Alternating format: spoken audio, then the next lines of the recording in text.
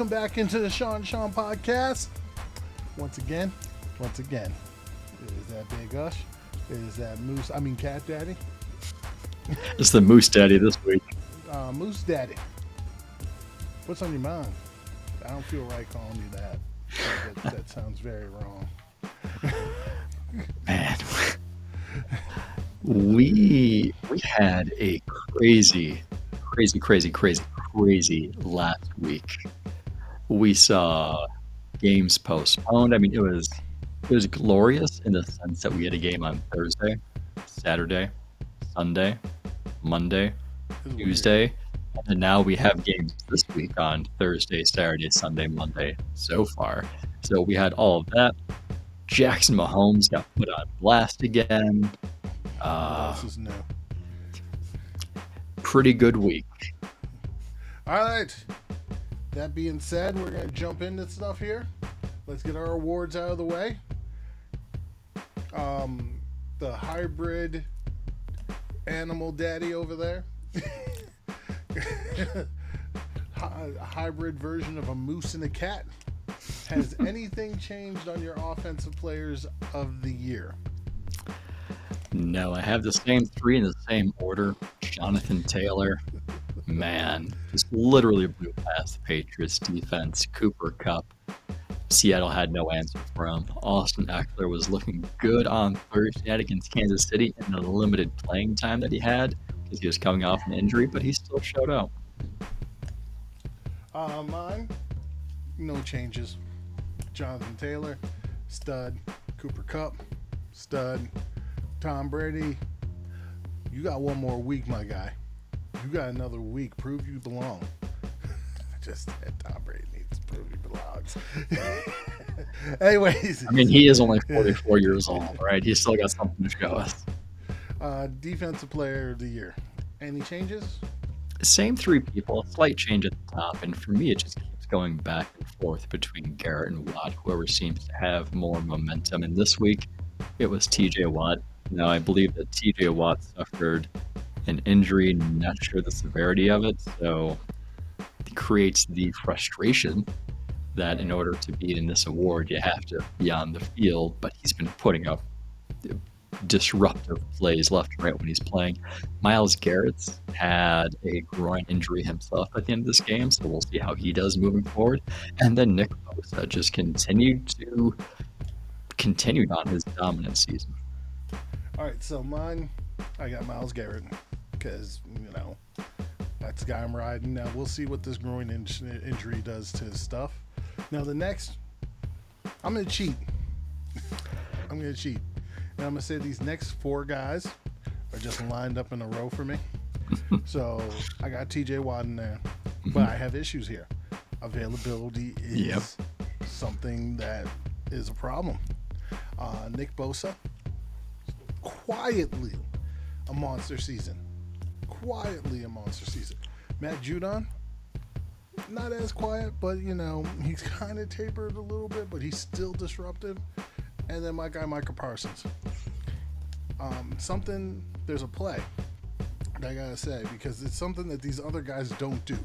This is why Micah Parsons, it's hard to really combine what he does because he's got the same type of pass rush ability as these guys, doing it less.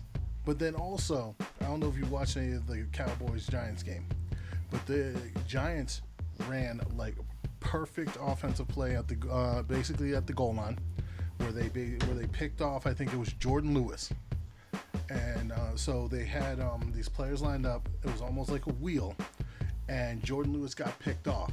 Well, Micah realized that Jordan Lewis got picked off, jumped off his guy, ran out to cover the player that was running the wheel, and disrupted the pass. This is not stuff that pass rushers and even linebackers normally do. That's DB work. Am I wrong here? No, I didn't see that play, so I'd have to go back and look at the highlight, and you'll send it perfect. But, I mean, Micah Parsons has been putting up a disruptive season no matter where he's lining up and no matter what Dallas asks him to do. It's nasty, though. What? All right, moving on. Offensive Rookie of the Year. I'm just going to handle this. Nothing changed because nobody did anything special. I know. It's like the best rookie we saw this weekend was probably Javonte Williams, but it wasn't enough to catapult him into the top 3. So we had a disappointing effort from Jamar Chase. We had an absent Jalen Waddle. And then we had Mac Jones, who's really started showing that he is a rookie, but then he played a little well later on, but it kind of canceled each other out. We can't put Davis Mills in there. All right, next up, Defensive Rookie of the Year. Is there any point in talking about this anymore? Only if you want to gush on Micah Parsons more, but right now it's a one-man race. Yeah. I don't need to. All right. No, people. We're not saying there's no defensive rookies doing stuff. I mean, Jeremiah Owusu-Koramoah is still doing fantastic stuff. Javon Holland, Pat this weekend, he's doing good stuff. Oh yeah, he was out. Pat Surtain II doing very good Shutting stuff. down Chase, yeah. Say it out loud. CB1. Shut down corner, locking down wide receiver Chase. 1. I'm sorry. Do you remember how high I was on Patrick Surtain II? Don't shy away from it. I'm good with that. Yes, Jamar Chase was my wide receiver 1, but Patrick Surtain II was my cornerback 1. So hey, I'm good with it. That being said, moving on. Comeback Player of the Year, Sean. Who you got? My number 1 spot now is Nick Bosa, who he's putting up a career year coming back from an injury, performing better than he did prior to the injury. Number 2, Dak Prescott. Number 3, Joe Burrow. My number 1 still Dak Prescott. We had a little conversation about this before the pod. I just think when you put the criteria together, it's harder to come back and be successful as a quarterback than it is as a pass rusher. But Nick Bosa is number 3 on my list. Joe Burrow is number 2. Nick Bosa is closer to Joe Burrow than Dak Prescott. Call me a homer all you want. I'll take that one all day long. Next up, MVP. I have Aaron Rodgers number 1, still. Tom Brady number 2, still. Number 3 is new. I have Jonathan Taylor. And I'm going the same. Jonathan Taylor's number 3, and possibly if Brady can adjust to his weapons, which I think he can because he's Tom Brady. But if he doesn't, Jonathan Taylor could jump up to number 2. Ain't nobody taking Rodgers' spot. It's just what it is. All right, so moving on. Who are your coaching hot seats? Coaching hot seats. It's not Urban Meyer this week. Well, Urban Meyer's gone. He is gone. Can't be on a hot seat if you ain't got no seat. Nope. But I think I'm going to submit an application for that Jaguars position. While I don't have any experience playing or coaching organized football on any level, I've played a lot of Madden over the years, a lot of NCAA football, and I know enough not to run all slants in a 5 wide sets. And the most important characteristic is I respect people and won't kick my players. So I think I'm a pretty appealing candidate. You're not going to get caught in the club with some young girl grinding on you? I'm not going. That's the difference. I'm not going. It's like not getting caught. I'm just not going.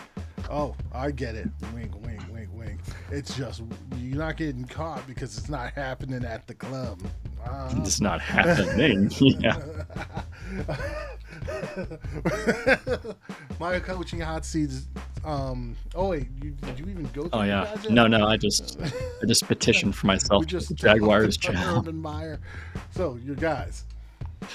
Number 1, Matt Nagy. He knows. Absolutely knows. And everybody in Chicago knows. Fiery during the game this past Monday. He wanted that win. It wasn't because he has a lot of passion for the job. He has passion for keeping his job, and that's why I think he was so lit up. Because at one point, Ryan Pace, they know Pace is gone too. They kept showing. So, yeah, it's not looking good for Matt Nagy. This loss just piles on top of everything that's gone wrong this season. Joe And number Judge is three? number 2. Oh, number 2, Joe Judge. Joe Judge, yep. The Giants continue to face adversity and have no chance to overcome it. And at one point, I thought Joe Judge was going to get himself thrown out of this game. I was actually expecting it. Jumped in. But Jumped in. yeah, I thought he was going to get kicked out. And then number 3 is David Culley. The Houston Texans got a victory this week. And the more I think about it, if the Texans do keep Davis Mills as their quarterback for one more year because they don't like this crop of quarterbacks coming in the 2022 draft, they may carry over David Culley for one more sad season and then replace him in 2023 when they actually take and select their quarterback of the future. That way you pair up the quarterback and head coach at the same time. Cut on to you. Putting you on the spot. If it's not David Culley, who would you rather put in the seat? Oh, the seats. I think I may have to go back to Mike Zimmer.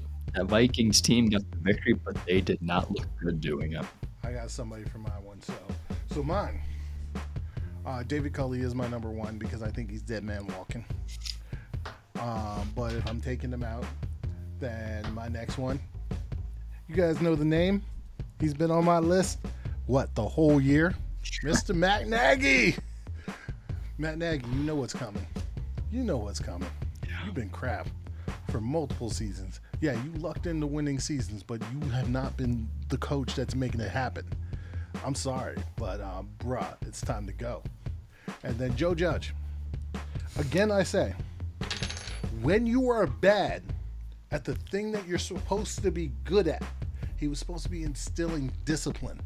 This team has way too many penalties, and they started multiple fights with the Cowboys on Sunday.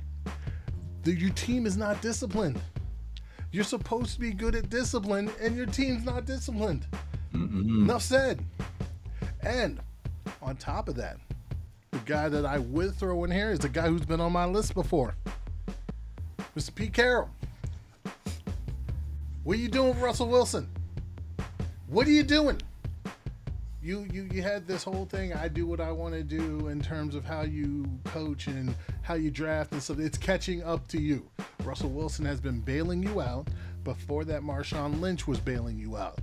You are no longer getting bailed out at the moment. And Russell's not happy. That's not a good sign. All right. Moving on. Coach of the Year. Who you 3, Sean?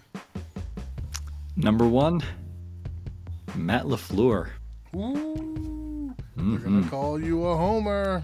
And that's fine, but the job he's done with the team, the hand that he's been dealt this year, yeah, you have Aaron Rodgers, you have Devontae Adams, but you have literally no offensive line that would really be starting for any other franchise.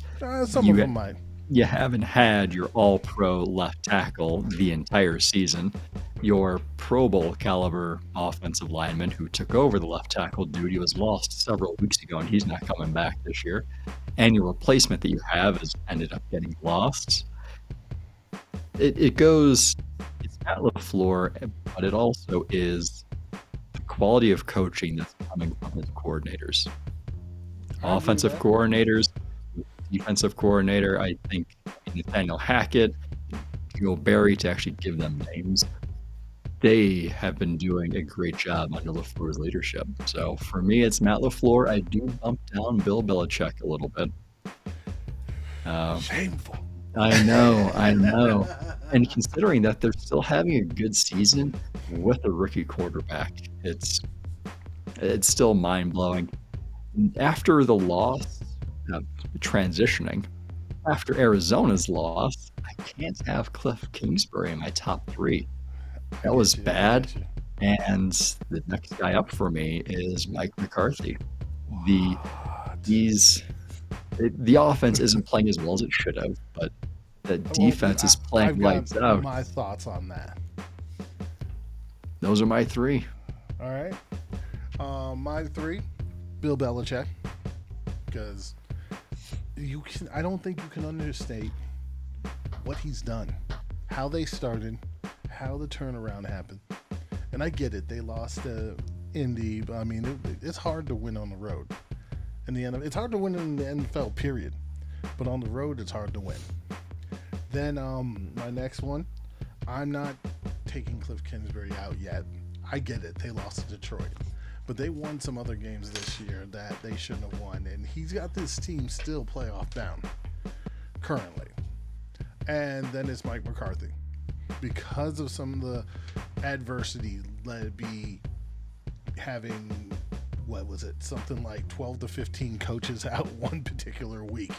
Having to play 3 games in 12 days and still having this team up and going. Being able to win 3 straight road games for the first time since the 1960s. Adjusting and trying to make sure your offense stays healthy, going conservative while your defense is playing insane. I mean, he does some things that are a little odd. But Mike McCarthy, I'm enjoying his style more than I did Jason Garrett, I'll tell you that. Now, just to let you know, Mike LaFleur is very close to jumping in here, and most likely if Green Bay wins out, he will be on the list, if not jumping to number 1. Okay, we'll see how the season goes. Still got a couple weeks left. I'm just saying, but again, he still has what I consider the best quarterback in the game, which is a major bargaining chip. And here's the thing. People might want to say, well, this other team like Bruce Arians has Tom Brady and people had him coach of the year. All right. Tom Brady, in my opinion, is not Aaron Rodgers. I like Tom Brady. I think Tom Brady does a lot of really nice things. But Aaron Rodgers gets you a get-out-of-jail-free card. Aaron Rodgers will elevate just about anyone. I don't think Tom Brady does that. I think Tom Brady plays well within the system with the guys that he has. And I think Tom Brady can elevate guys, but elevate them to their level. Aaron Rodgers makes studs out of guys who would be just 6-stringers anywhere else. That's my thoughts there. But I'm disagreeing. Too highly of Aaron Rodgers.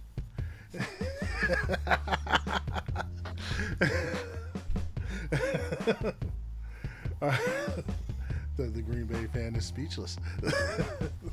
All right, next up, we have our bottom teams. Sean, who are your bottom teams?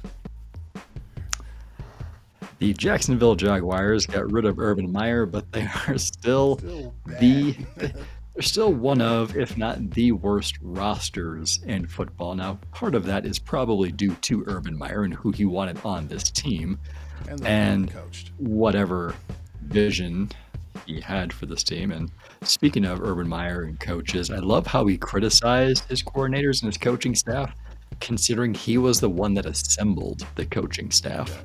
I thought that was ironic, but still, Jaguars are not a good team. They're better without Urban Meyer, but I don't imagine them winning many more games this season. Next up is Houston, a team that just beat the Jaguars, but that's not saying much because of everything I just said about the Jaguars. The Texans now have 3 wins on the season. 2 of those have come against the Jaguars. Now, unfortunately for Houston, you can't play Jacksonville all 17 weeks of the season, so you are... You're still at the bottom because Houston still has one of the worst rosters in football, and I don't think they're that well coached either. And number 3? Number 3, the New York low-flying Jets. I got nothing. The Jets. I just wonder why doing Jets Jets fans things. Spell out Jets. Like, it's like one of the easiest words to spell. It's just oddity to me. All right, mine are very similar. Jacksonville, worst team in the league. Enough said. Houston, problems. Enough said. Lastly, Detroit's still my bottom one. I get it. They beat the Cardinals, but they're still not good. They're going to be without their quarterback this week.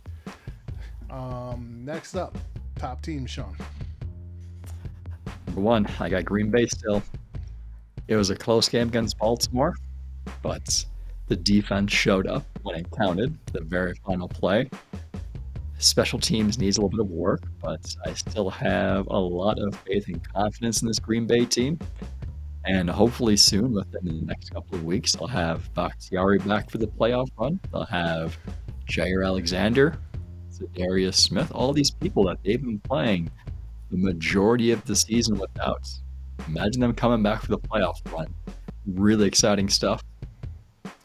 Number two, Kansas City jumps up to the number 2 spot. The offense doesn't look the same as it has in the past, but it still showed in the second half and in overtime that it's still effective and it can still be dangerous. And the defense is there bailing them out when they need it, because I don't think the defense was really there for them the past couple of seasons, so it relied all on the offense. So now the offense doesn't have to be putting up 40 points a game to get that win because the defense is coming through. And number 3 for me, the New England Patriots. Yep, they just lost to the Colts. There's a lot of promise to this Patriots team. I would not want to face Bill Belichick on playoff time. No. Mine are exactly the same. And the funny thing is, all 3 of these teams are playing really good defense at the moment. It's really interesting. Remember a couple years back, KC played the Rams, and like they had like that crazy, what was it, 50-something to 50-something. Oh, game, yeah. and everybody's like, defense is dead. Funny how that changes. Crazy.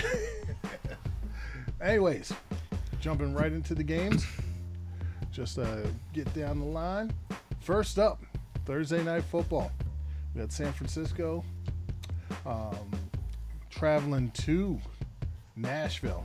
Face them Titans. San Francisco's favored by 3.5. Who you got? I got San Francisco in this one. Tennessee's offense looks stale. San Francisco's defense looks like it wants the opportunity to crush somebody, and that's going to be Tennessee. They're getting A.J. Brown back, or possibly getting A.J. Brown back. With the inconsistency that they have with the run game, I'm not too threatened by A.J. Brown, but I've been proven wrong before. All right, first Saturday game. Go ahead, Sean. Game. Browns versus the Packers at Lambeau Field. Packers favored by 7. Now, it doesn't matter who's quarterbacking for Cleveland. It could be Baker Mayfield. It could be, who's our number 2? Case Keenum. There we go, Case Keenum. Could be Nick Mullins. I mean, you could allow Cleveland to have 13 offensive players in the field at the same time and have all 3 quarterbacks out there if you want to, but they're still not going to come away with the win. I am scared by Nick Chubb a little bit, but if Cleveland needs to pass the game or pass the ball, I don't think they have a chance. Now, keep in mind, these picks were made earlier in the week, and people left and right are becoming active and inactive due to a variety of reasons. So take these with a grain of salt, but I feel confident with Green Bay pending no surprises. All right, next up, we have the Colts traveling to Arizona to face those Cardinals. Oh, by the way, I'm taking Green Bay also. Who you got in this one? This one, the Cardinals there is no line. Cardinals are favored by 1. That is not a line. The game's in Arizona. You're thinking this could be a Christmas miracle game for Arizona with the way they played. They just came off a loss against Detroit, but Indianapolis has looked too good, both running the ball and on defense. And the Arizona defense just hasn't looked the same since J.J. Watt went out. So for this one, I'm going Indianapolis. I'm also going Indianapolis. I mean, we just saw Detroit run all over them. So, yeah. Next up. So, Sunday, we've got the Detroit Lions traveling to Atlanta. Face those Falcons. Atlanta's favored by 6. I don't know about the spread there, but I'm taking Atlanta here. I have no clue who's playing quarterback for the Lions. I don't think it matters. Could be Jared Goff, could be Tim Boyle. We have no idea. Even if it is Jared Goff back there, I don't feel good about Detroit in this one. I still don't know how they beat Arizona. Maybe that's saying more about Arizona. But I mean, this is coming from me who often criticized Atlanta early in the season too for their play and their ineffectiveness. And I have them beating Detroit in this one. All right, next up, we have the Ravens traveling to Cincinnati. Face those Bengals. Bengals favored by 2.5. Taking the Bengals here. I just don't trust the Ravens. I'm taking Baltimore because I don't know what Cincinnati team is going to show up on Sunday. We'll see how it goes. They're at home, so I've got more confidence in them at home. Baltimore, even without Lamar Jackson, has looked good. I imagine another week off for Lamar Jackson, he'll be back. Right. But again, we don't know for sure. But I like Baltimore for this one. All right, next up, the Rams are traveling to Minnesota. Face those Vikings. I got the Rams. Rams doesn't say what they're favored by. I don't know what the line is here, but I got the Rams.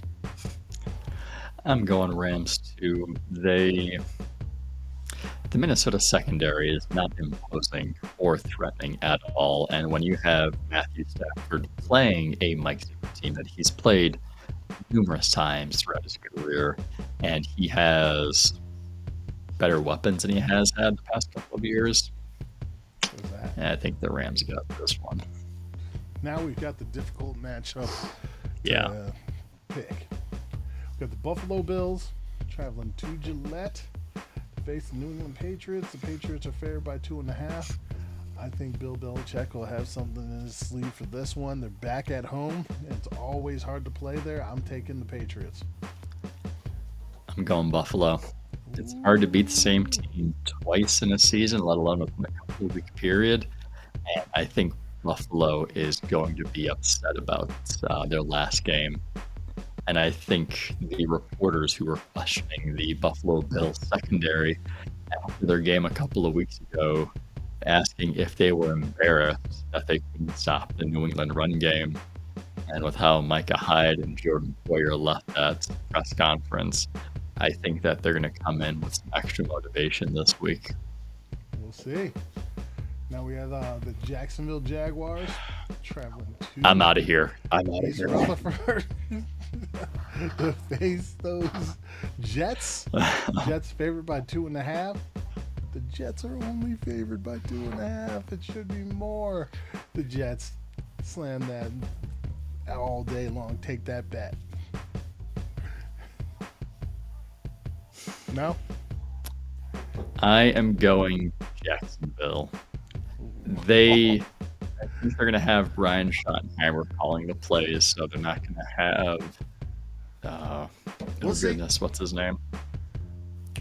There we go. He's not calling plays this week. It's going to be a new play caller, and what do you think is going to give him some juice? If you can't beat the Jets, we've already established you can't beat anybody. We already established they couldn't beat Houston either. I know, twice. You just said it's hard to beat the same team twice. Well, there you go. It's not saying a lot with those two teams. All right, next up, with the New York Giants traveling to Philly to face those Eagles. No, Philly's got this. Giants, I'm sorry. You guys aren't good. Giants are a mess. They're losing offensive players left and right. Pretty sure Jake Fromm will be starting this game. I don't like Philip. Lennon. Man, he actually threw the ball to Kenny Galladay. Yeah, Kenny Galladay may actually end up Cowboys with his were first. Playing a shell defense. Yeah, Kenny Galladay may actually end up with his first touchdown of the season this week. But I still have Philadelphia winning this. Next up, we have the Tampa Bay Buccaneers traveling to Carolina. I think this is Tom Brady get right game. Bucs are going to win this. I don't know about by 11, but they're going to win it. You know the spread was made before all the injuries happened to Godwin, Evans, Fournette. But I feel good about Tampa Bay getting the victory here against Carolina. All right, so we have the Chargers. Chargers. Okay. Yeah, and yeah, I'm good with the spread too. So then we have the Bears traveling to Seattle. You don't even want to pick this one. I know you don't. Oh. Who you got? I got the Bears, actually. I'm going Seattle with how well Carlos Dunlap and the Seattle defensive line played against the Rams offensive line. How they made Andrew Whitworth look like a 40-something-year-old. Ugly game. And you saw the way that Tevin Jenkins has played on the left side for the Bears the past 2 weeks. This may be a turnstile. This is going to be a 9-6 game. It's going to be like a 2-0 game. One team's going to get a safety, and that's it for the scoring. Next up, we have the Steelers traveling to Kansas City. Face those Chiefs. The line is 8.5. The Steelers always play them tough. That line's not good, but the Chiefs are going to win this. I'm saying Pittsburgh now because Travis Kelce, Tyreek Hill, and Harrison Butker are all currently on the COVID reserve list. I still got the Chiefs. If those three aren't playing, I don't feel good about the Chiefs' offense being able to move. I would pick Pittsburgh. I still got the Chiefs personally, but that's okay. But this could change again, grain of salt, because we don't know what's going to happen the rest of the week. Now we have the Denver Broncos traveling to Las Vegas to face those Raiders. I don't like this game. No. I really don't. Depending on who's playing quarterback, I'm going to take the Broncos anyway. Yes, because the Raiders have no deep. The Raiders have no passing game. They have no true deep passing game. I think the Broncos defense can man up. So it's who can run the ball, and I think the Broncos can run the ball better. They absolutely can. They can't. They just can't throw the ball. So this it's very difficult. Yes. The Denver Broncos are not a team built to play from behind. So if the Raiders can get ahead, I don't think they will though. I don't have the confidence in Carr and whoever he has around him. I don't, but I also have less confidence in Drew Lock being able to throw. So I do have the Raiders for this one. All right, next up, Sunday Night Football. We have the Washington football team now traveling to Dallas. And I got a little bit to say on this one. God. So Washington, in their infinite wisdom, which one person on Twitter decided to say this is the greatest little brother move I've ever seen. Washington decides. So, all right, let me get context. Before the Dallas game in Washington, or Maryland, whatever, the Seattle Seahawks organization told the Dallas organization that the heated seats, the heated benches, kept shorting out. Well, Dallas, to make sure this doesn't happen, had benches flown in from Cleveland to, make sure that the benches were working improperly. Well, Dan Snyder, in his infinite wisdom, is flying in his own benches to Dallas. I was hoping this would happen. If you want to know why this is stupid, Dallas did it to make sure that they had functional equipment in a cold weather game. They're going to Dallas. Dallas plays in a dome. Even if it's outside, it's Dallas. 2, Jerry Jones spends enough money to make sure his equipment works. Dan Snyder's notorious for being cheap at the stadium. Fans have complained for years. So this is the dumbest move, and they're getting roasted online for this because they're just doing it to spite. And people are like, so you have money to spend on benches to send to Dallas, a place where you don't need them, instead of putting into your own stadium. That being said, I'm taking Dallas in this matchup. No, I don't care. It's going to look worse for Washington when they end up losing this game, being spiteful like that. So I really enjoy this. I enjoy watching Washington lose. I didn't know if you heard that story. I didn't hear Washington getting their own benches in. No, but I'm glad you told me. All right, next up, we have the Monday night game, and we have Miami going to the Bayou, face those Saints. I think this is going to be a defensive battle. I'm actually taking Miami. And maybe this is just a hope for me for Miami to make the playoffs. I don't know. But I like this team. I want them to do something. They're both sitting at 7-7. They both need to win to stay in the hunt for a wild card position. They're both defensive teams. Yeah. I think I would like New Orleans defense more than I would Miami's. So I'm going Saints for this one. Even though I like Miami's weapons and quarterback more than I like New Orleans. There's only one player I like on New Orleans, and that's Alvin Kamara. Yeah. Yep. All right, so that's all she wrote for you this week, folks. Any other thoughts on the games this week, Sean? May the odds be ever in your favor. And if your team's in playoff position, hopefully they do a little something.